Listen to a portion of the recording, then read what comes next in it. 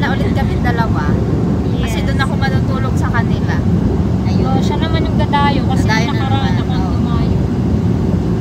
May gagawin kasi kami. Kakain. Kakain, magmumukbang. Mukbang kami. So, ayan. Ano, lulutuin namin mamaya ano bang ano? Yung Ha? ano bang luto yun? Yung sa Shrimp. hipon. Yung buttered garlic At shrimp. nilalagyan pala yun ng ano? Sprite para medyo matamis. Hindi pa kasi nakaan. Tapos may kumuha ako ng munggo dyan eh. Parang may gulay naman. Munggo. No. May munggo naman ako sa mga. Niluto na akin eh. Ah. Niluto ko na kagabi kasi nagpainit kasi sa ano, tapaon. Tapos kagabi, nag-ano ako, nag-leche plan. Nag-leche plan daw siya. Siyempre, para dessert.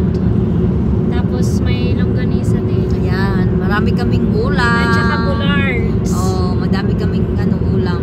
Mumukbang kami mamaya. Manimaho na. Animaho talaga mamaya sa bahay. Hindi, ano lang, ano ba yun? I-off, ay, parang yung microwave. Oh. Yeah. Grabe nga yung iwan ng amoy dun kasi last time, kumain ako ng bular. Sabi pa ni, sa Nangangamoy talaga yun. ng ano daw, tama ng amoy daw ng ng microwave. Kaya nga, bes, pag ako, binababad ko yun sa kanin, bes. Yung ilalim ko siya ng nagsandok na ako ng kanin. Ay, oo, Tapos yun na nilalagay ko doon. Kasi pag nilagay ko sa microwave, mangangamoy talaga. Nilagay ko kasi yun sa microwave bes kasi gawa ng yung parang kinabukasan na diba, yung kanin hindi na malamig.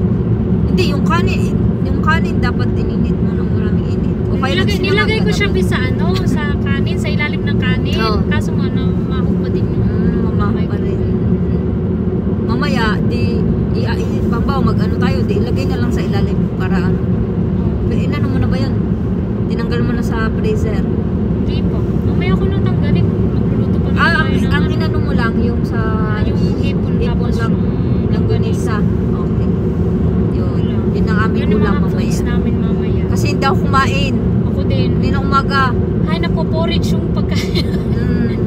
Porridge pagkain namin Nagano lang, hindi kanina. kumain ako pero ano lang yun, tinapay lang. Nag-bake kasi ako kanina ng tinapay. Kami porridge yung pagkain. Munggo yung palaman. So, ayan. Yun. Tapos driving na kami pa. Pabalik na sa kanila. Pauwi ng bahay. Susunduin ko sana siya. Kaso, Hinatid naman ako ni Uncle. Sabi niya, ihatid na lang daw niya ako. Nag-drive ako simula dun sa amin hanggang dyan sa UNS City. ano po, ay nga pala. Oo, drive ako.